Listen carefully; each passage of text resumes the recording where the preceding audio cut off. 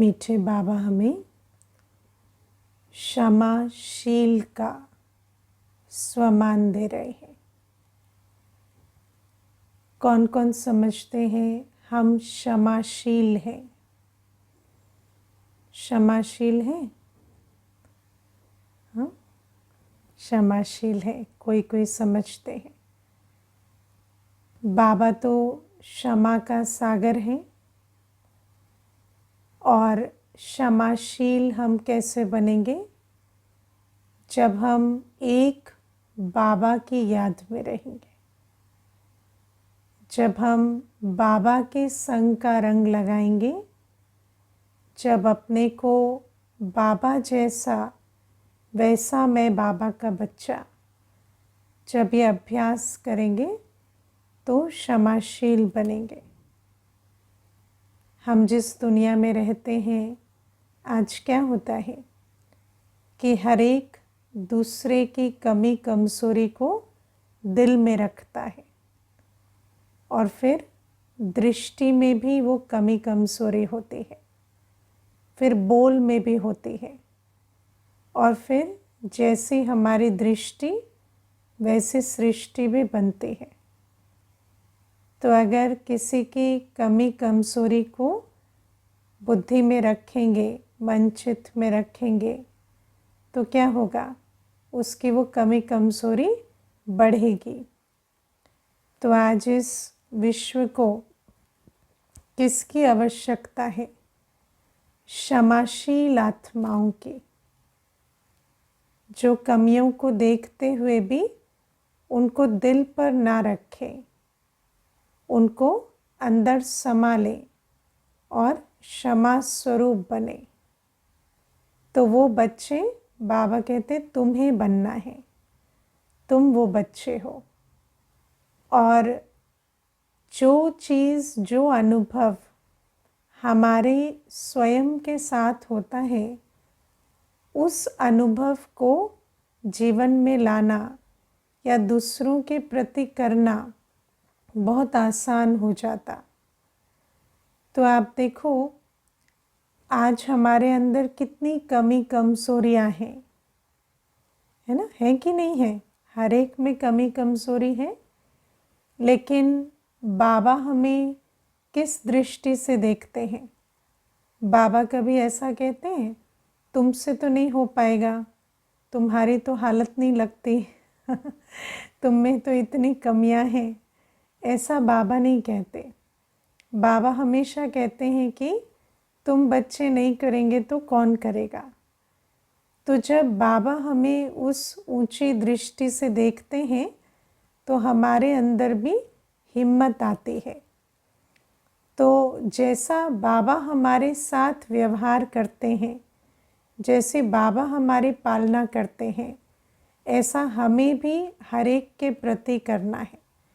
चाहे वो फिर लौकिक परिवार में हो, जो लौकिक देह के संबंध के बीच हम रहते हैं, या ईश्वरीय परिवार में, है ना, ब्राह्मण परिवार में हो, लेकिन हमें हर एक के साथ क्षमाशील होकर चलना है।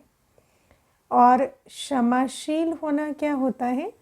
आप देखो बाबा हमें कहते हैं कि बाबा वैद्यनाथ है और सुप्रीम सर्जन है बाबा, और हम बच्चे भी क्या है? Master surgeon. अब मान लो डॉक्टर के पास कोई जाए और डॉक्टर कहे कि आपके तो जीने की उम्मीद नहीं है, है ना? तो फिर पेशेंट का क्या होगा? पूरा हौसला ही ख़त्म हो जाएगा। कोई दूसरा कहे भी कि आपका तो ठीक होना मुश्किल लगता है तो भी कोई बात नहीं, क्योंकि अगर डॉक्टर कह दे कि नहीं आप ठीक हो सकते हैं तो चलेगा। लेकिन अगर डॉक्टर ही कह दे कि कोई उम्मीद नहीं है तो फिर पेशेंट की पूरी जैसे दिल शिकस्त हो जाती है, वो नाउम्मीद हो जाता। तो ऐसे ही शिव बाबा भी हमें कहते हैं कि तुम बच्चे वो हो जिन्हें सबको कमी कमजोरी से ऊपर उठाना है। और अगर हम ही किसी की कमियों को देखकर ये कहने लगे कि आपसे तो मुश्किल लग रहा है या आपका कल्याण होना तो मुश्किल है, तो फिर वो आत्मा कहाँ जाए? क्योंकि दुनिया में कहते हैं God is the one who doesn't give up on you when you give up on yourself. जब मनुष्य खुद से भी हताश निराश हो जाता है तब वो परमात्मा के दरवाजे पर जाता है कि आप तो मेरा कल्याण करो। और बाबा कहते तुम मेरे बच्चे मेरे निमित्त मेरे अर्थ सर्व का कल्याण करने वाले हो। और अगर कल्याण करने वाले ही कमी कमज़ोरी को दिल में रखें और नाउम्मीदी के बोल बोलें तो फिर सामने वाली आत्मा का क्या होगा? तो बाबा इसलिए हमें कहते हैं हमें क्षमाशील बनना है।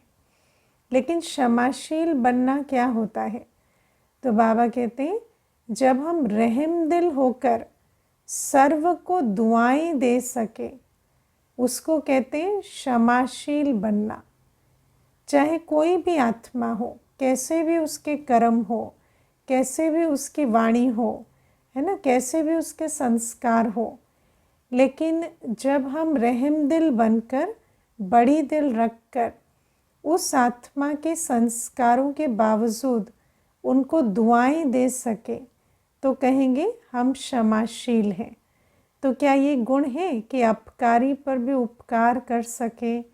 किसी ने बहुत ग्लानि निंदा की हो, अपमान किया हो, लेकिन उसको भी, है ना, उसको भी दुआओं का हार पहना सके। इतनी ताकत है कि नहीं है? है। किस किस में है इतनी ताकत? हाँ, है ऐसे, है ना। कई बार ऐसा होता है कि मनुष्य कहता है कि ठीक है उन्होंने मेरे साथ बहुत बुरा किया, मुझे कोई प्रॉब्लम नहीं है, लेकिन ऐसा भी नहीं है कि हम उनको कोई दुआएं दे सकें। अब हमें उनसे कोई संबंध नहीं रखना या उनका मुंह भी नहीं देखना। लेकिन बाबा कहते हैं उसको क्षमाशील नहीं कहते।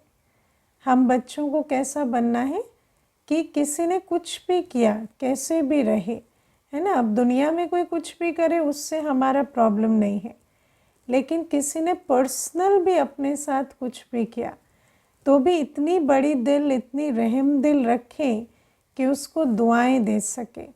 और ये सब करने के लिए कौन सी स्मृति चाहिए? स्मृति ये चाहिए कि मैं कौन हूँ। क्योंकि जब भी हम ये देखते हैं ना कि सामने वाले ने क्या किया, सामने वाले ने क्या कहा, किस प्रकार का उसका व्यवहार था, तो हम क्षमा की जगह जजमेंट में आ जाते हैं या कुछ न कुछ उनके प्रति अन्य भावनाएं आती हैं। लेकिन जब हम सामने वाले को नहीं देखते, अपने आप को देखते हैं कि मैं कौन हूँ। उसने कुछ भी किया लेकिन मैं कौन हूँ? मैं तो वो आत्मा हूँ ना जो दुआएं देने के निमित्त है। जैसे आप देखो डॉक्टर होगा, उसके सामने पेशेंट आया, अब पेशेंट के साथ उसका कोई भी पर्सनल रिलेशन हो, वो उसको साइड रखेगा और उसको पता है कि इस समय इसका इलाज करना मेरी ड्यूटी है। ऐसे ही हम बच्चे हर आत्मा का कल्याण उनको दुआएं देने के निमित्त हैं। कोई दुनिया में और उनको दुआएं देकर या उनको आगे बढ़ाने की जिम्मेवारी नहीं लेगा, लेकिन हम बच्चे जिनको बाबा ने इतनी पालना दी है, इतनी दुआएं दी है, हम ही उन आत्माओं को दुआएं देकर आगे बढ़ा सकते हैं। इसलिए अपने कर्तव्य को, अपने स्वमान को याद रखकर हमें क्षमाशील बनना है। और इसमें कुछ एक बातें हैं जो समझनी है। क्षमा के साथ शिक्षा भी होती है। ऐसा नहीं कि सिर्फ क्षमा करना है, किसी को कुछ कहना नहीं है, लेकिन क्षमा पहले, शिक्षा बाद में, है ना। जैसे शिव बाबा सबसे पहले जब हमें देखते हैं तो जो हमारी कमी कमज़ोरी है उसको नहीं देखकर देखते हैं कि ये आत्मा तो शक्ति स्वरूप है, गुण स्वरूप है, ये आत्मा तो मेरी ऊंचे ते ऊंचे बाप की ऊंची संतान है। तो बाबा हमें ऊंची दृष्टि से पहले देखते हैं और हमारी कमी कमज़ोरियों को पीछे छोड़ते हैं। फिर बाबा हमें उमंग उत्साह भरते हैं, है ना। बाबा हमें भी याद दिलाते हैं तुम साधारण नहीं हो, तुम तो विश्व का कल्याण करने वाले हो। फिर जब उमंग उत्साह की धरनी तैयार हो जाती है तब बाबा हमें कहते हैं अच्छा तुम में ये कमी है ना, इसको ठीक करो। क्योंकि अगर कमज़ोर हालत है और फिर उसमें कोई अगर शिक्षा दे तो शिक्षा धारण नहीं होती। लेकिन अगर किसी को उमंग उत्साह भरकर उसके प्रति महिमा सुनाकर उस आत्मा को स्वमान में स्थित कर कर कि आप साधारण नहीं हैं, आप तो बहुत श्रेष्ठ हैं, जब इस विधि से फिर किसी को शिक्षा दें तो शिक्षा भी धारण होती है। तो इसको ध्यान रखना है। ऐसा नहीं कि शिक्षा देनी ही नहीं है, लेकिन पहले क्षमा फिर शिक्षा। पहले शिक्षा हो जाती है तो शिक्षा काम नहीं करती। आज आप देखो हर एक दुनिया में दूसरे को शिक्षा दे रहा है कि नहीं, है ना। आप किसी को भी पूछो, हर एक कोई दूसरे की कमी कमज़ोरी बता सकता है। जो क्रिकेट कभी खेला भी नहीं वो भी बता सकता है कि नंबर 1 बैट्समैन को क्या गलत कर रहे हैं और क्या सही उनको करना चाहिए। लेकिन शिक्षा देने से कुछ नहीं होता। पहले क्षमा करके उमंग उत्साह से धरनी तैयार करनी पड़े, फिर जब शिक्षा के बीज बोते हैं तो बीज भी फलीभूत होते हैं। तो ये विधि हमें समझनी है। अब दूसरी बात क्या है कि जब हम खुद कमी कमज़ोरी वाले होते हैं ना, तो हमें दूसरे की कमी कमज़ोरी फिर भी सहन हो जाती है। लेकिन जैसे ही हम कुछ करने लगते हैं तो सबसे पहले क्या होता है, दूसरे की कमी कमज़ोरी और नज़र आती है ना। जैसे आप भी कुछ नहीं कर रहे, कोई और भी कुछ नहीं कर रहा तो ठीक है, लेकिन अगर आप उठकर करने लगे हैं तो वो बैठा है वो आपको ज़्यादा दिखेगा। तो इसीलिए हम जब दुनिया में जिस प्रकार से चलते आते हैं तो हमारा एक संस्कार है कि परफेक्ट बनना माना दूसरे के डिफेक्ट ज़्यादा दिखाई दे, है ना। लेकिन बाबा हमें कहते हैं कि जब आप अकेले परफेक्ट बनते हैं तो क्या होता कि परफेक्शन के साथ ईगो आती है और ईगो में दूसरे की कमी कमज़ोरी ज़्यादा नज़र आती है। लेकिन जब आप बाबा को देखते हैं कि बाबा सबसे परफेक्ट है और फिर भी कितना रहम दिल है, कितना क्षमाशील है, तो बाबा को देखकर हमें परफेक्ट बनना है। हमें वैसे ही नहीं, दुनिया में जैसे परफेक्ट बनते हैं और ईगो आती है उस प्रकार से नहीं चलना। हमें बाबा को देखकर बाबा जैसा बनना है। तो बाबा देखो ऊंचे ते ऊंचा है, हर बात में परफेक्ट है, लेकिन बाबा किसी के इम्परफेक्शन को नहीं देखता, क्योंकि बाबा नियम को जानते हैं, ईश्वरीय लॉ को जानते हैं कि लॉ ये कहता है कि जो आप देखेंगे वो बढ़ेगा। तो बाबा को पता है कि मुझे किसी का डिफेक्ट नहीं देखना, नहीं तो वो बढ़ेगा। तो बाबा कहते हैं जब तुम मुझे देखते हो और मेरे जैसे बनते हो तो तुम डिफेक्ट देखने वाले परफेक्ट नहीं बनते, डिफेक्ट को ख़त्म करने वाले परफेक्ट बनते हो। तो ये भी हमें ध्यान रखना है। और जितना हम दूसरों को दुआएं दे सकेंगे उतना उनकी उन्नति होगी।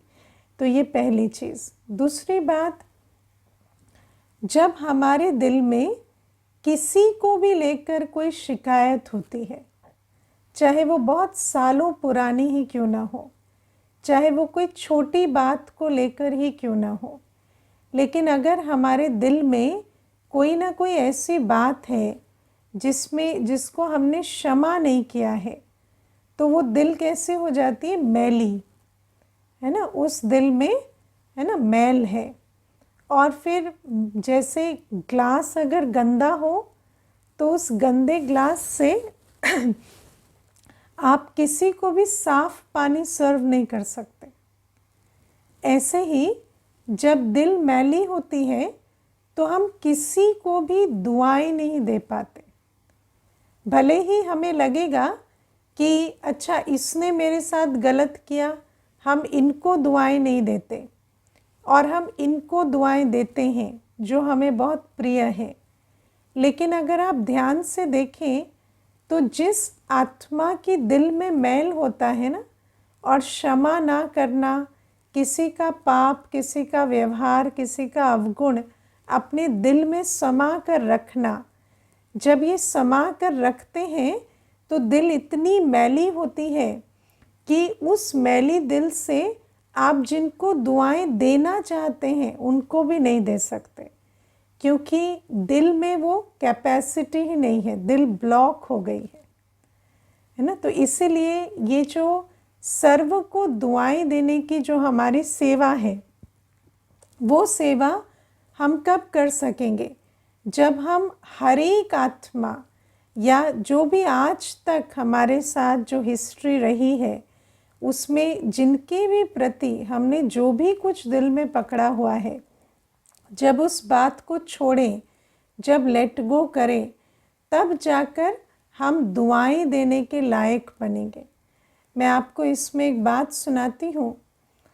एक बार एक माता थी ज्ञान में चलती, तो वो माता मैं उस माता का ऐसा व्यवहार होता कि जब भी कोई ऐसा काम करे जिसमें उसकी कोई एप्रिसिएशन या तारीफ़ होनी चाहिए, तो वो माता वहाँ पर इमीडिएट कहे कि ऐसा भी क्या कर दिया है, ऐसा भी कुछ तारीफ़ लायक नहीं है, कोई बड़ी बात नहीं है, हमने तो ऐसे बहुत काम किए हैं।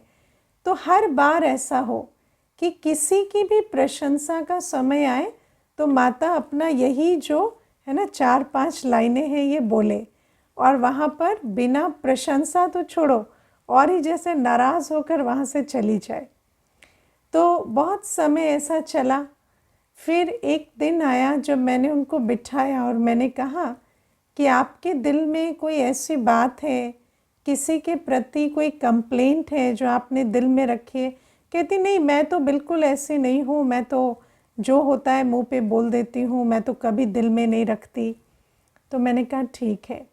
फिर कई वर्षों के बाद वो योग करती ना तो बहुत रोती, आँखों से आंसू निकलते। जब बाबा से योग लगने लगा तो फिर एक दिन मैंने उनको पूछा, आपके आँखों से आंसू क्यों निकल रहे थे? तो मुझे कहती कि दीदी बचपन से ना मैंने बहुत काम किया, हमेशा माता पिता को कोई भी आवश्यकता हुई तो मैंने ही सबसे पहले कदम बढ़ाया, लेकिन मेरी कभी भी प्रशंसा या सराहना नहीं हुई। हमेशा छोटे भाई को ही उन्होंने महत्व दिया, वो भले कुछ ना भी करे, बैठा भी रहे, तो भी उसको तारीफ़ मिली, मुझे नहीं मिली। और बड़े होने के बाद मैंने सोचा शायद हस्बैंड जो होंगे वो मेरी प्रशंसा करेंगे या वो मेरी कदर करेंगे, पर उनको भी नहीं थी, बच्चों को भी नहीं थी।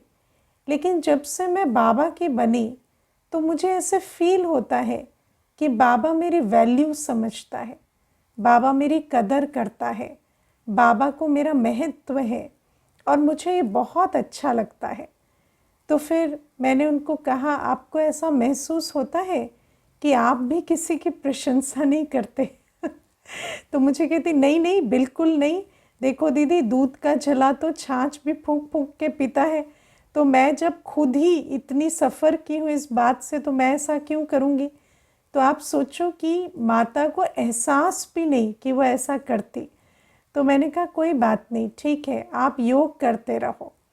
फिर एक समय आया जब मैंने देखा कि उनके अंदर से वो जो दुआएं देने की या किसी की प्रशंसा करने की ताकत भरी, और फिर कोई बात होती, किसी के कोई कर्म देखती तो वो एप्रिशिएट करती। तो ये जो परिवर्तन है, इसकी कहानी मैं आपको क्यों सुना रही हूँ? क्योंकि जब तक आप अपने अंदर जो बातें छिपी हुई नहीं हैं उन बातों को ख़त्म नहीं करें, और ख़त्म कैसे होंगी? जितना आप बाबा से प्यार या बाबा के गुणों को अपने अंदर धारण करेंगे योग में, उतना वो जो अंदर की मैल है वो ख़त्म होती है।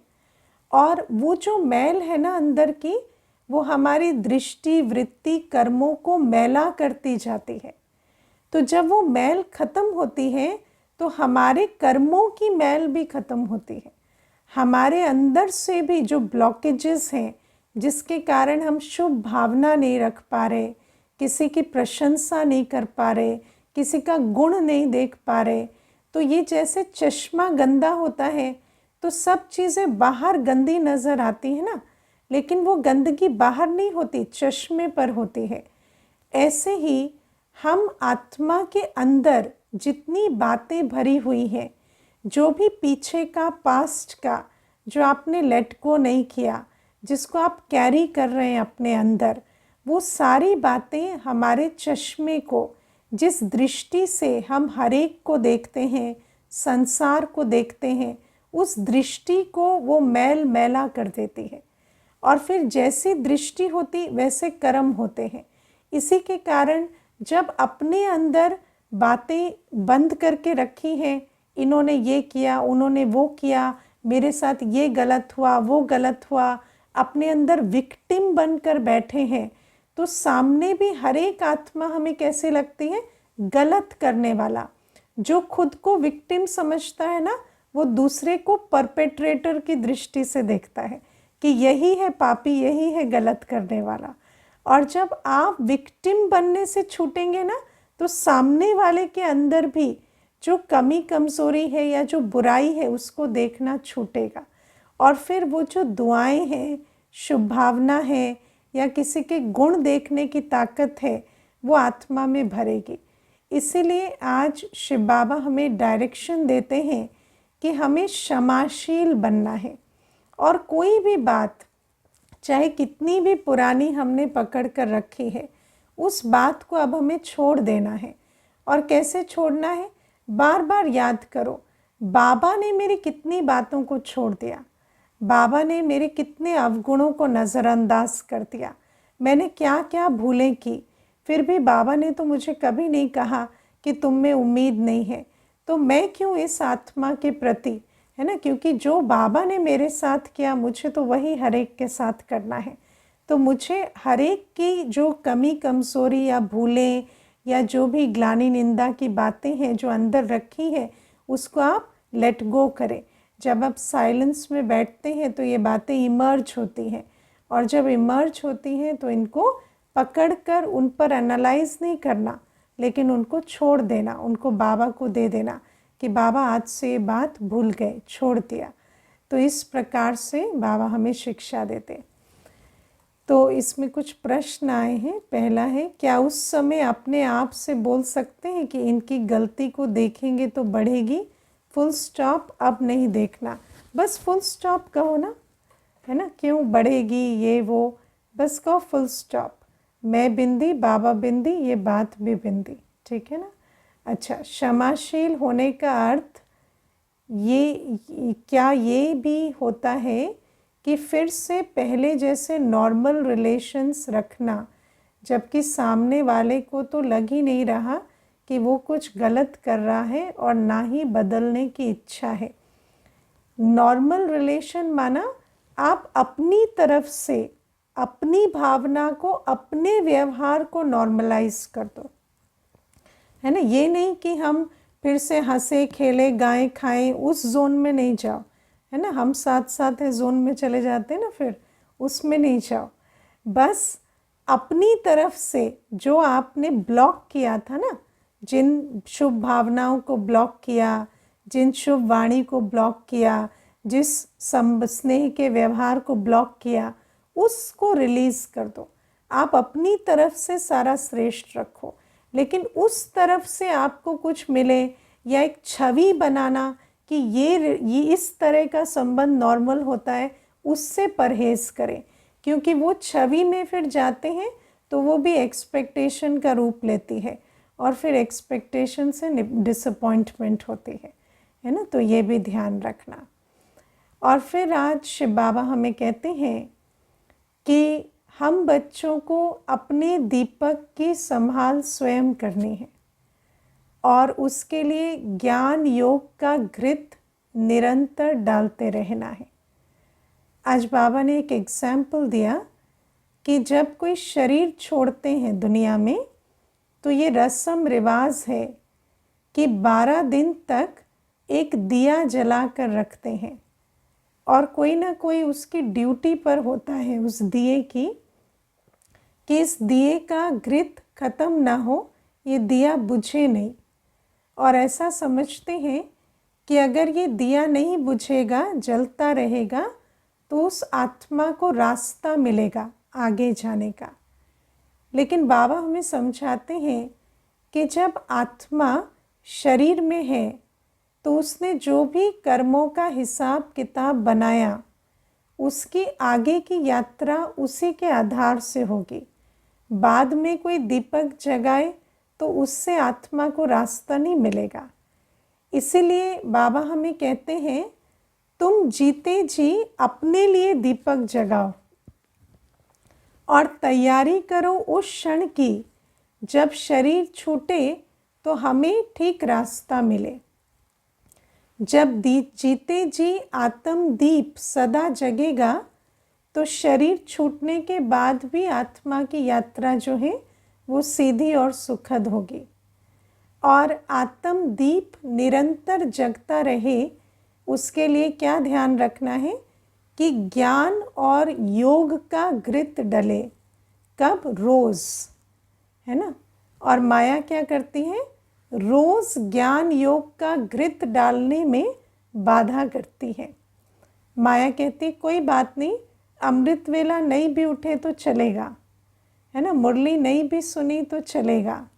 क्यों? क्योंकि ज्ञान और योग का घृत डला तो आत्मा का दीपक जग जाएगा। तो इसलिए रोज़ हमारा ज्ञान का और योग का समय फिक्स हो और उस समय पर हम अपनी ज्ञान योग की डोज लें, ये हमें ध्यान रखना है। ठीक है ना। और आज नए भाई बहनें भी जुड़े हैं तो ये ध्यान रखना है कि आज से हम अपना ज्ञान और योग का चार्ट ठीक रखें। ऐसा ना हो कि मेरी मुरली मिस हो रही है, क्लास मिस हो रही है, या अमृत वेले हम सो रहे हैं, या सारे दिन भर में जो भी हमने योग के लिए समय निकाला है उस पर हम अटेंशन नहीं दे रहे। क्योंकि अगर हमारी उन्नति होनी है तो ज्ञान योग के आधार से होनी है। बीके बनना माना ज्ञानी योगी बनना। अब इसमें कुछ बातें अटेंशन देने की हैं। बाबा कहते ज्ञान का भी महत्व है और योग का भी महत्व है, क्योंकि ज्ञान से हमारी दृष्टि बदलती है ना। ज्ञान जैसे चश्मा है और चश्मे से जैसे दृष्टि बदलती है ना, ऐसे ज्ञान से हमारी दृष्टि बदलती है और हम चीज़ों को जो है जैसे है वैसे देख पाते हैं। अगर ज्ञान नहीं होता तो हमारी दृष्टि में प्रॉब्लम होती है। हमें जो जैसा है वैसा दिखाई नहीं देता, लेकिन हम जैसा चाहते हैं उसे देखना वैसा दिखाई देता है।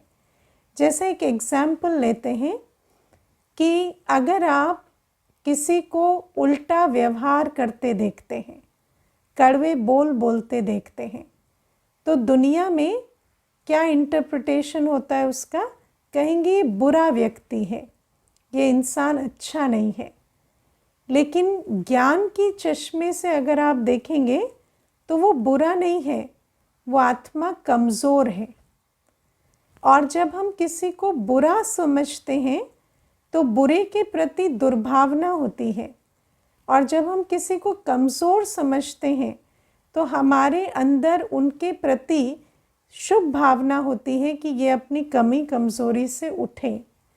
तो ज्ञान जो है वो चश्मे की तरह है जो दृश्य को बदल देता है ना। जब दृश्य को हम देखते हैं, चाहे वो परिस्थिति हो चाहे व्यवहार हो, ज्ञान के चश्मे से देखने से वो जो है जैसा है ट्रुथ हमें दिखाई देता है और योग शक्ति देता है।